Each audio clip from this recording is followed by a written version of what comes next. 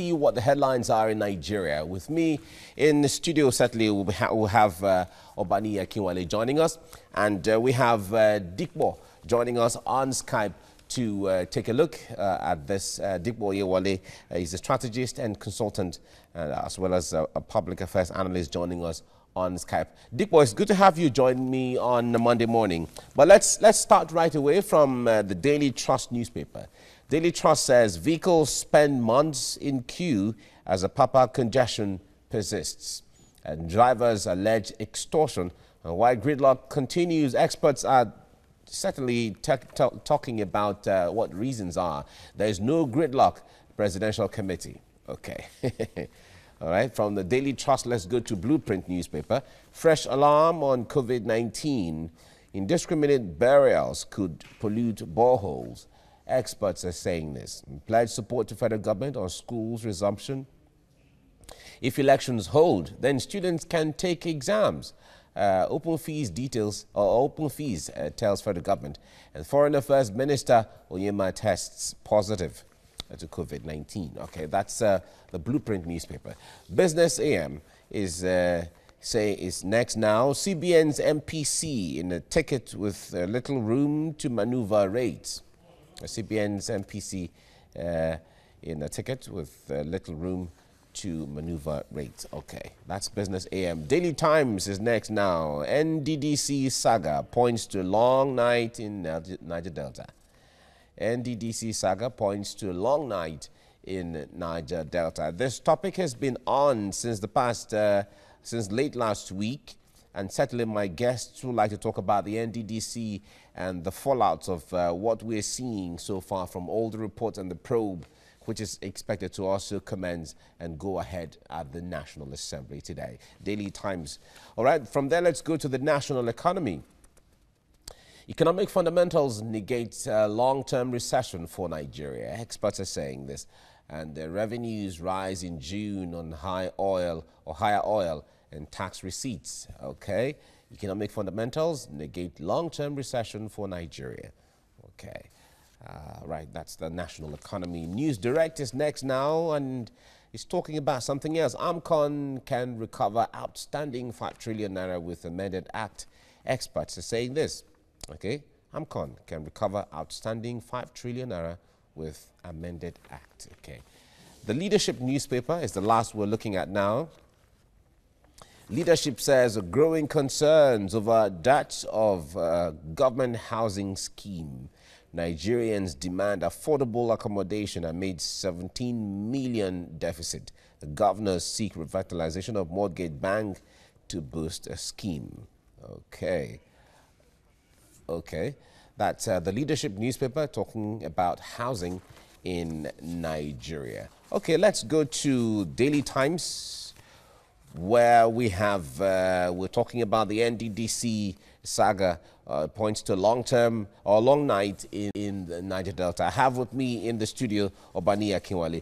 Ni, good morning. Morning. Nice to see you. Same here. On a great Monday. And Dikbo, it's nice to have you join me on Skype as well this morning. Good morning, Mike. Great.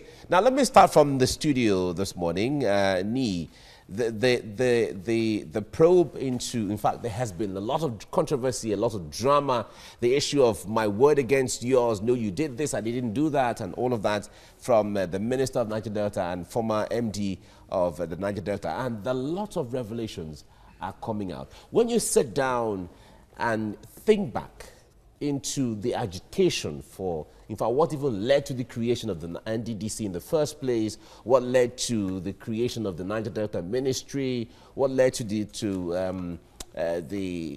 earmarking of 13% derivation fund and all of that.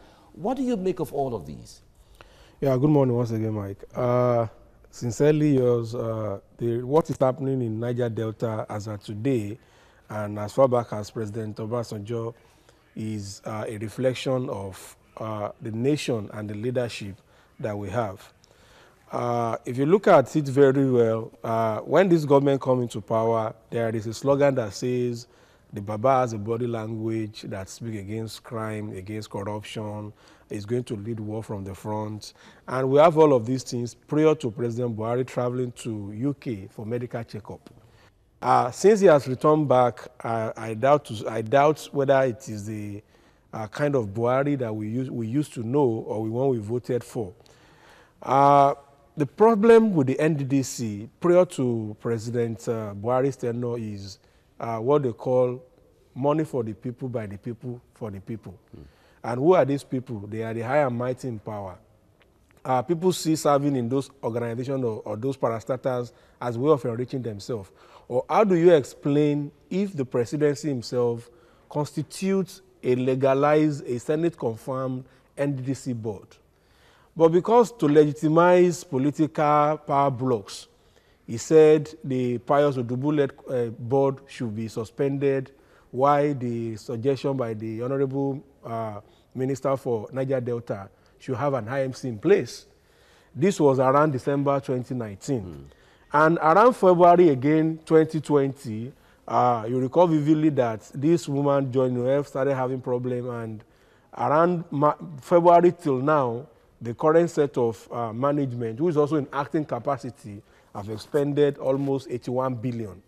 So you ask yourself, if we say the place is corrupt, and we're supposed to put in a substantive committee to oversee the place, and you insisted you want to put an IMC, which is against the law. So the problem from NDDC is the law itself. And we keep saying it that until we have proper federalism, until we have a proper working constitution, even for Niger Deltas, you see pictures online, you see people flying jets, flying no, but the point there is, whether there is federalism or no, or even what we have right now, does it give room necessarily for the kind of the monies you hear? Like you just mentioned the issue of about 81 billion naira used in the last few months. Yeah. You imagine the number of the noises we know have about our councillors, our local government chairman, because they are the closest realm. So if the chairman of this local government started building a building now, we'll know that it just built a structure in Magodo or built in Abuja.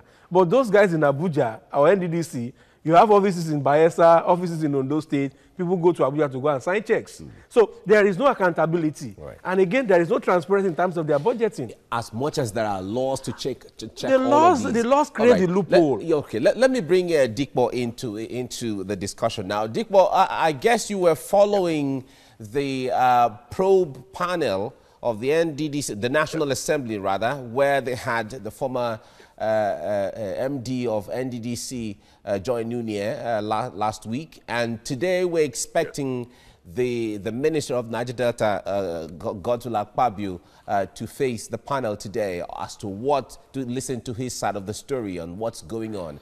I wonder what to make of all of this and what you're expecting today. For me, I think what's happening in the NDDC is quite instructive, and it is quite indicative of the kind of government we run. Because I think it is quite alarming, saying that that institution has spent over 81 billion naira. And the question is, what do they have to show for it? We saw a brief breakdown a few days back with some horrendous amount of money for condolences and some other funny items on the list. But for me, I would say that it's clear that the NDDC has become a feeding frenzy, and it has become a feeding frenzy for a few. Because for me, it has really defeated the entire purpose of why it was constituted in the first place. But like I said, it is endemic, and it is a systemic problem that we have. And it is reflective of what happens in a lot of government parastatals, government agencies, government ministries. And like I usually say, that I find it quite hilarious that as a nation, we like to say that we are broke. From these numbers, I would say that we're clearly not broke. We are just bad managers of resources. And that being said, I'm sure you know this, Mike, that in the last couple of years, a lot of nations of the world have been able to trim down their size of government, even up to half. But here in Nigeria, we find any slight reason to set up one government agency, one parastatal, probably to settle some political friends that we have or some political allies and the lot. For me, I think that our issue is quite systemic. It isn't just about the NDDC. And I think that, yes, the NDDC is on the front burner right now. But if we beam our searchlight on other governmental agencies and parastatals, as well as ministries, we will be quite alarmed with what we'll be seeing. But for me, yes, this whole NDDC episode is quite tragic, seeing how disenfranchised the people from that region have seemed to be, and to see that these resources have been committed into the hands of that institution, and somehow they've been able to squander it and make it a feeding frenzy. All right, for a few. Dickbo, if I would ask you, Dickbo, let me stay with you on this. The point there is, a lot of Nigerians are usually very skeptical or very cynical about probes by the National Assembly when it comes to following these things to the latter and to a conclusion. Now, with all of the monies, you know, that we hear of all about, there was a breakdown of that 81 billion where over $1 billion naira is spent on Lassa fever, for instance, 900 million naira on, you know, and so on. Now, are you expected to see a difference when it comes to concluding on this issue, recommendations, and then maybe money is returned or prosecution or something? Okay, well, for me, I'm not very optimistic. This is why. One, I would have expected that a lot of folks and youth, elders, traditional rulers from that region would have started a massive protest by now, would have started to make a lot of noise, saying that this is unacceptable. That being said, I would also expect that there would be the people who would be putting a lot of pressure on this committee, saying that they need to get it to a conclusive end, or to a place where we can say that, yes, we have been able to get things right. But for me, I would expect that there be some prosecution done, that some people get some jail time, but more importantly, that a lot of money has to be returned. A lot of money has left the system. A lot of money has to be returned. I don't care how they go about it, but for me, I would expect that a lot of money has to be returned, because these are resources that could build basic amenities for people. There was some talk around a certain senator getting $1 billion naira every month. $1 billion naira would do so much. If we're ballparking it and we're saying that we want to equip a primary health care center with 10 million naira, how many local governments are in the NDDC? That tells you how many primary health care centers we can equip and protect people from maybe dying at childbirth and the lot. So yes, this is a lot of money. All right. A lot of money has to be recovered. Okay, Dickbo, let me put you on hold there, Nee. The breakdown of the 81 billion, for instance, has from if all of that is something to go by, about 31 billion was used for COVID-19. Just COVID-19. So 31 billion. So before you answer. Okay. As much as we see all of these things, it is until the panel or a court comes to say they are either guilty for this, that is when someone can say, okay, this is true. But the point there is, when it comes to using logic and common sense, how does this rest in your common sense? So I was reading the report of Osun State government a couple of days ago, where they said at the states they have treated about 300 plus COVID patients, and they have spent, in terms of putting infrastructure and medical tests, they have spent 986 million. That's a state. So I'm wondering how many IDH of Yaba status, of Monicon status, has been built by the NDDC that warranted them to have spent 31 billion on COVID, on Niger Delta, when we know that the highest number are coming from Edo, and we are all aware that they have Irua already in Edo State. The governor just called the Minister for Health to commission a health status facility recently. So you ask yourself, do we have people that have conscience in this country? And this is when I keep saying that the problem is the presidency. If there is a petition, why is that? If the petition against Magu that says Magu has done this, I hope the Attorney General will have written to presidency to suspend everybody that has anything to do with the Niger Delta. That is one. Two, it is only in this country that you have a national budget presented at the floor of National Assembly. Then you have the CBN governor present another budget for Central Bank.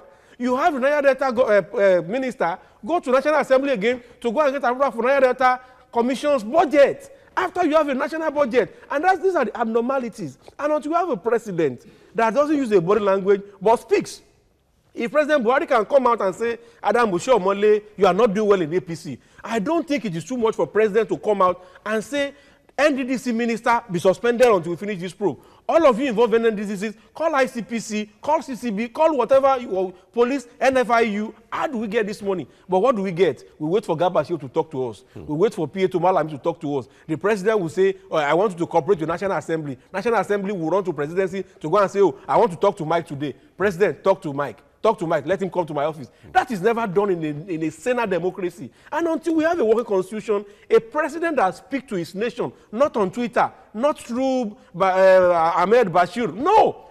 President has to come out clean on this. NDDC is rotting. It is obvious. We are not saying Akpabio is guilty. We are not saying Noel is guilty until proven by law. But at this point in time, everybody involved in this imbroglio supposed to have been suspended and put under proper probe. And I ask yourself, if we have passed a law that exonerates NFIU from EFCC, by now we know how those funds are flowing. You have done VVN for all of us. You know those contractors. There's a BPE. And yet till now, nothing is happening. And you ask yourself, do we have a president in this country? Do we have a National Assembly in this country? We have turned ourselves to joke. There is no money. We are broke. And somebody will tell you that he gave himself palliative of 1 billion for COVID. How much do they sell a cow?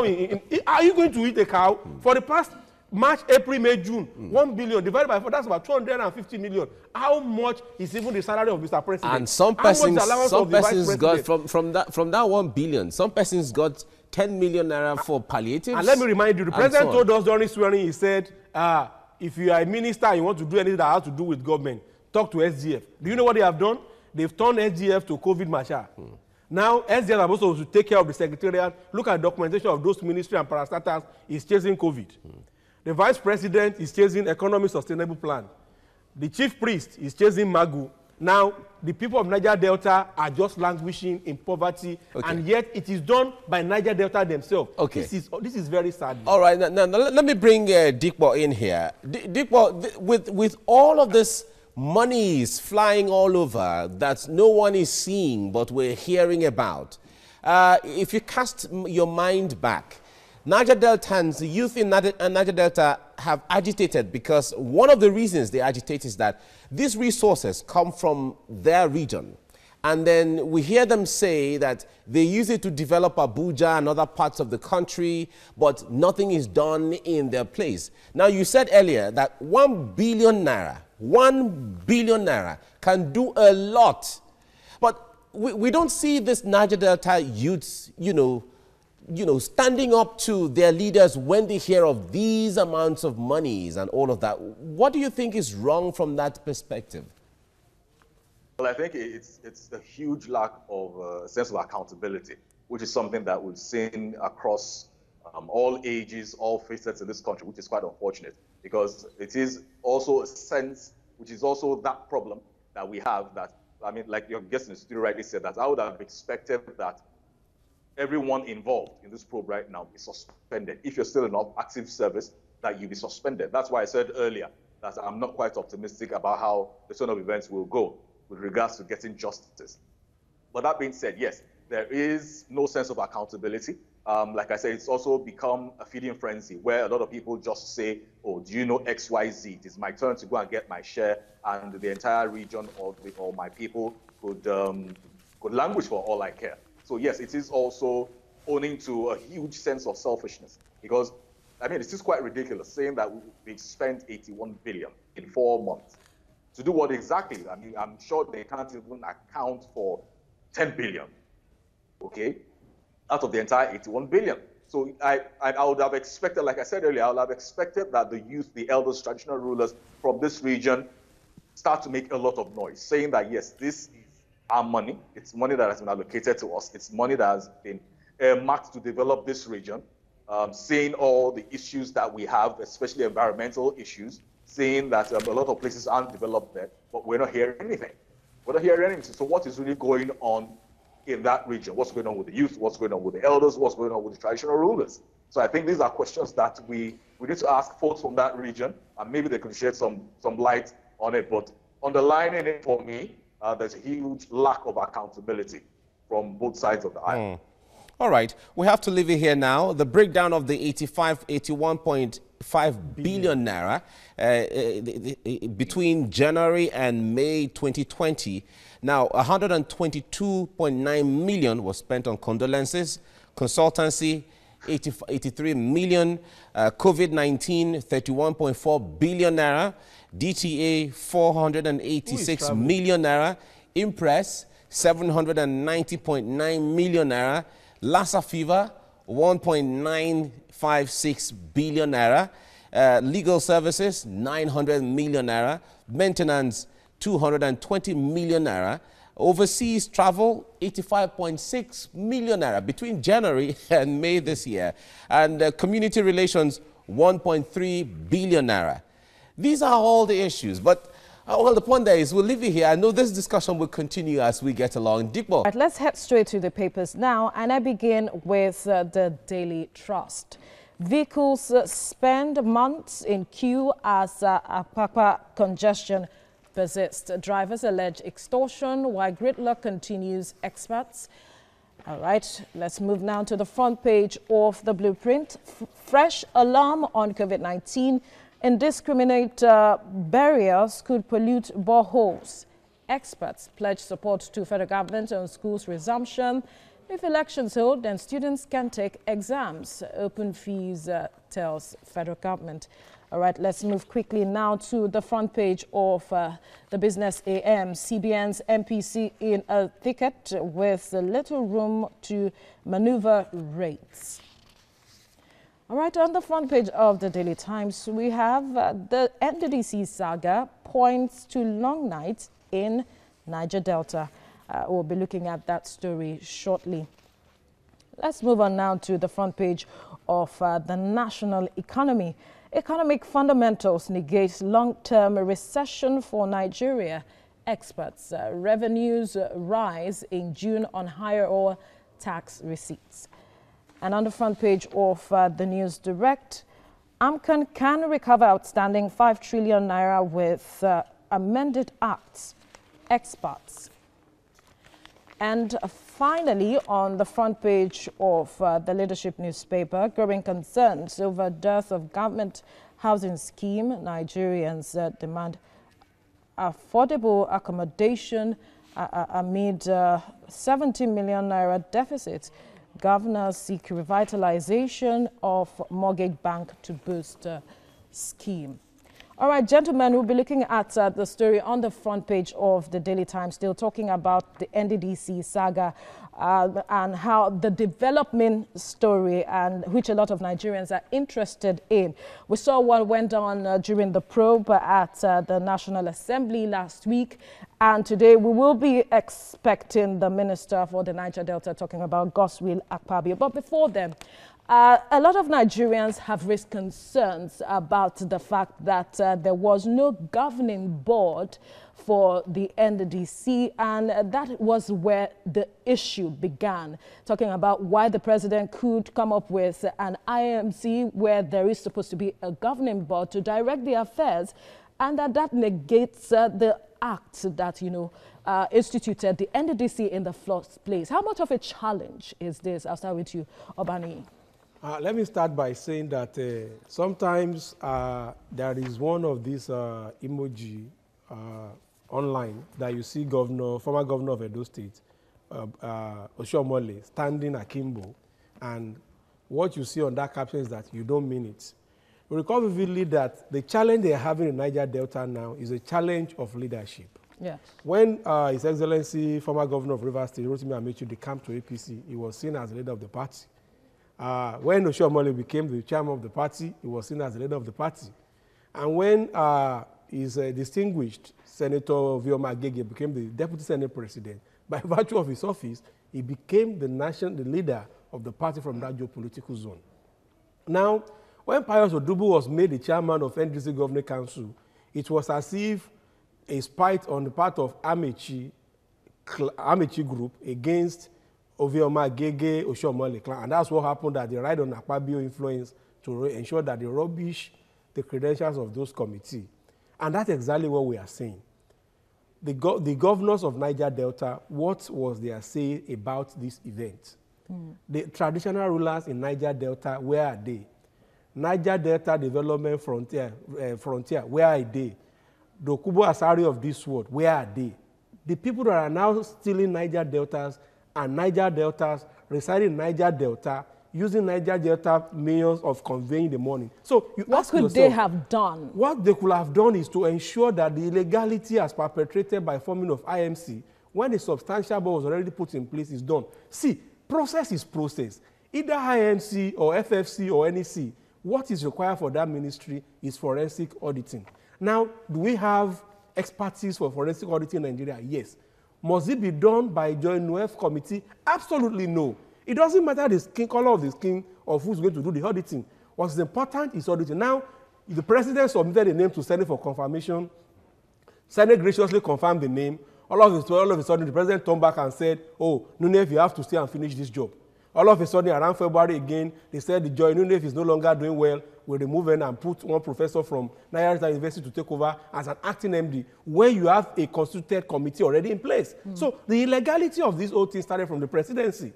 So the aberration of the old Niger Delta that we have today has to stop at the table of the Mr. President, because he's the one that sent note. I remember the Senate President shouting that you cannot carry out this abnormality. But the Niger Deltans were like, no, they've seen fraud. Let us investigate it. Let IMC come.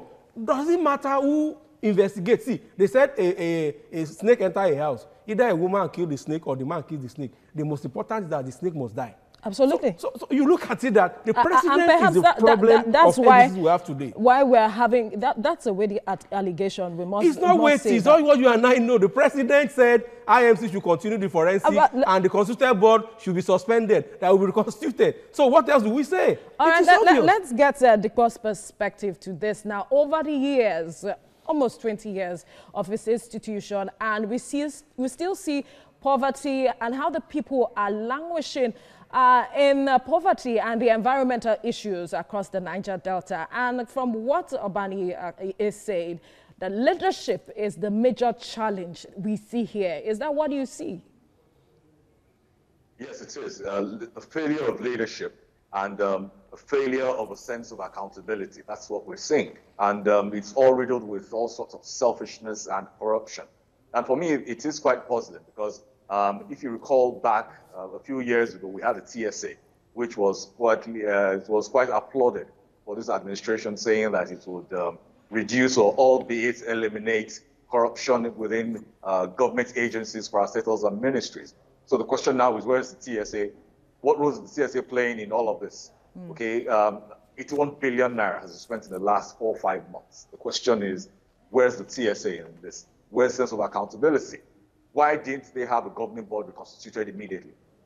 Saying that that is the constitutional thing to do. So yes, it is a failure of leadership. It is a failure of leadership at the top. It is a failure of leadership at the regional level, and it is a failure of leadership at the level of the agency.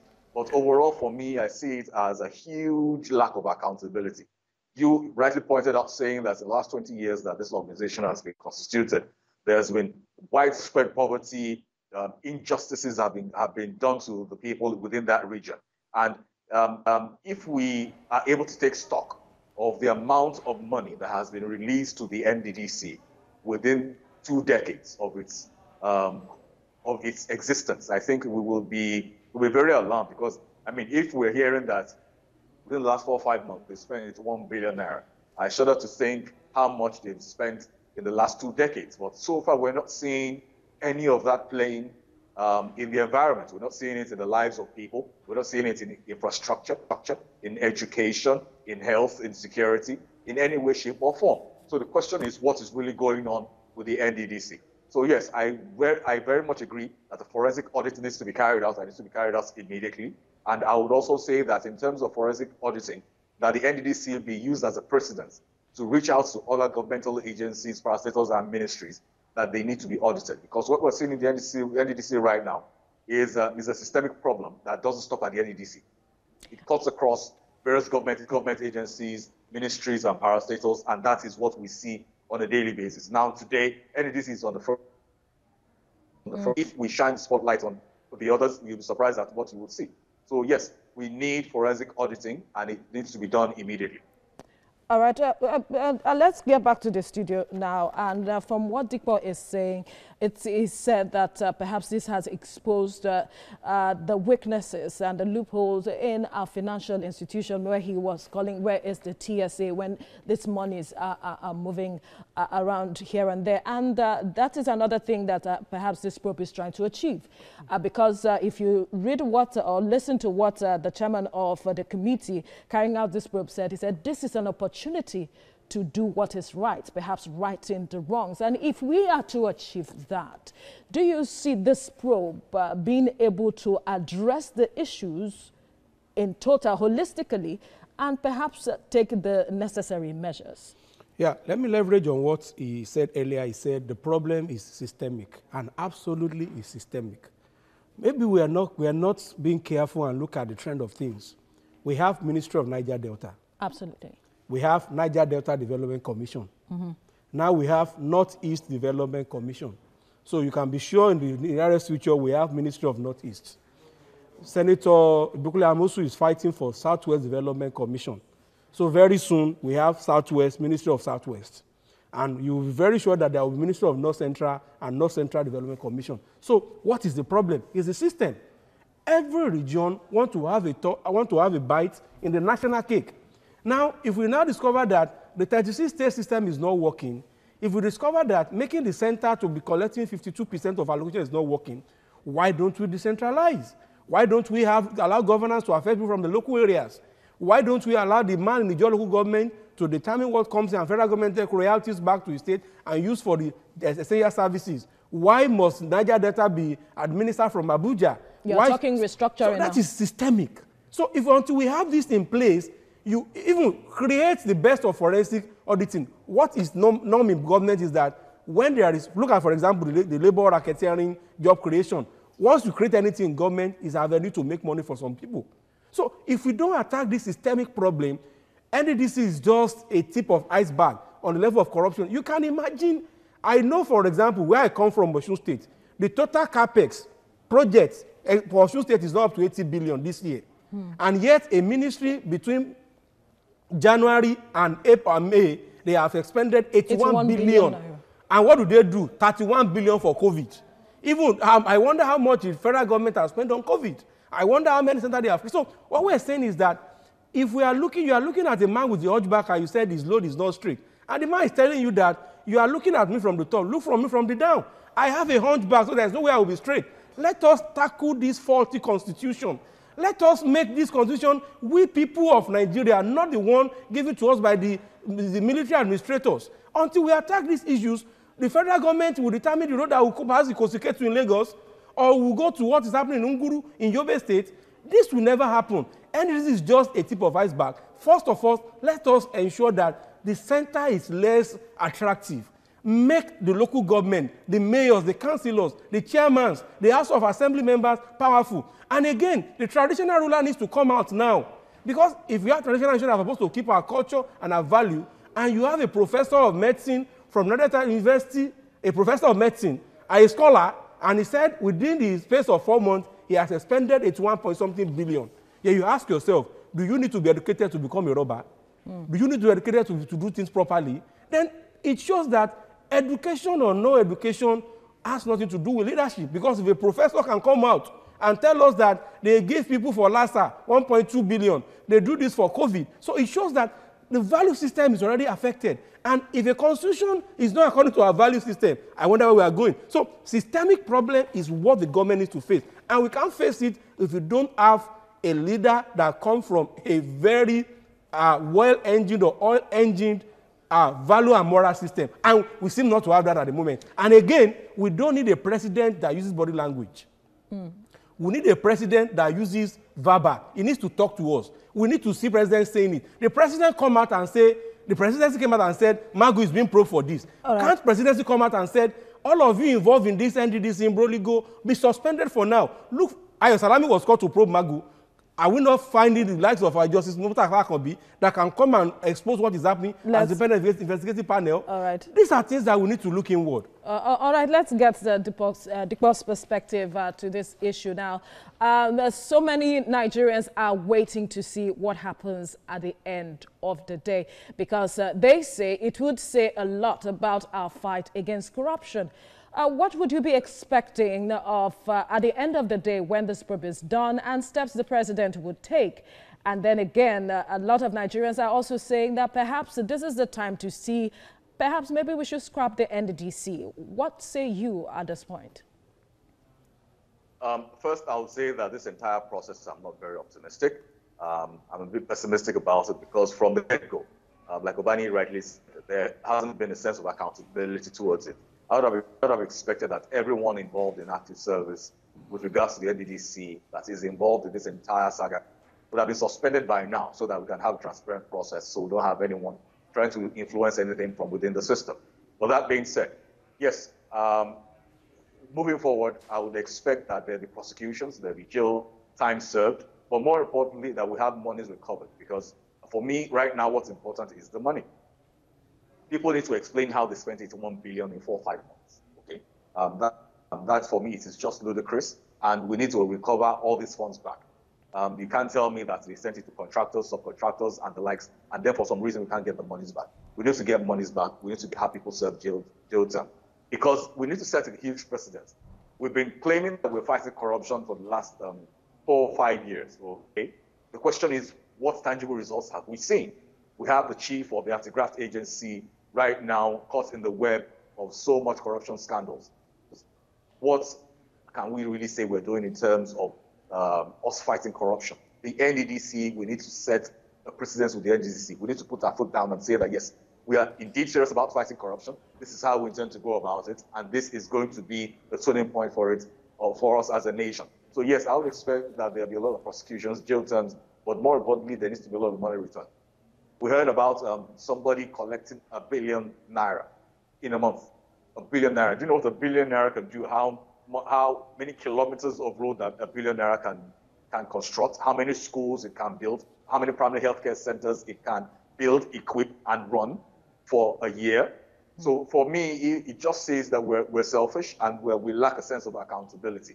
But this is the opportunity for us as a nation and as a people to earn back that sense of accountability and a sense of responsibility by this entire process. And it will be quite unfortunate if it all ends up inconclusively and maybe there's some backroom deals being made and then we don't see any such thing as a prosecution or jail term or money return.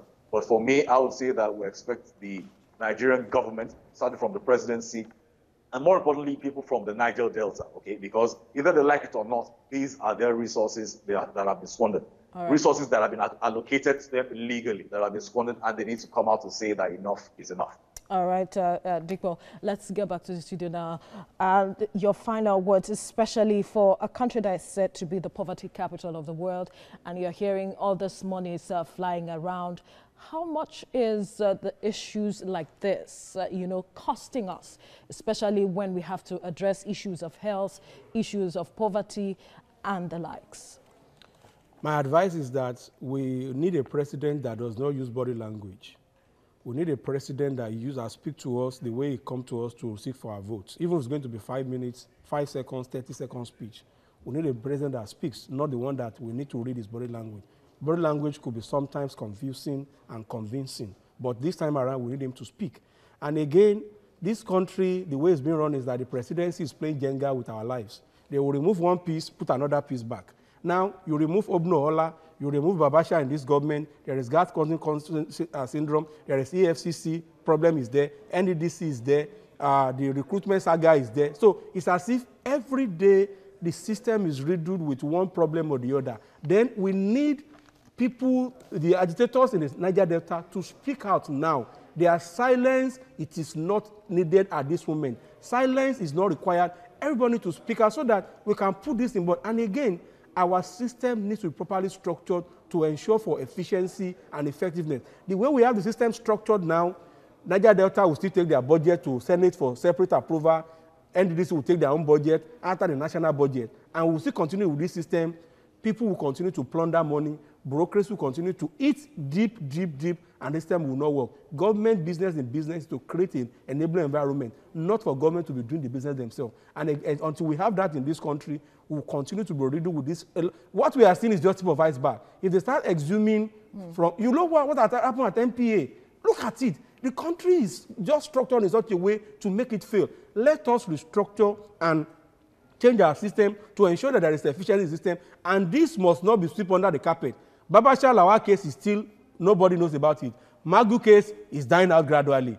Obnohola's certificate issue, nobody about it again. You will see they will play another audio case for us, and this one will go under the ground. If this president is truly true to his word that he's going to fight corruption, we need a scapegoat in this example, and he needs to look at the lives of the average Niger Deltan that does not have money, food to eat, and somebody is spending 33 billion on audio COVID. All right. This has to stop, and it must stop now.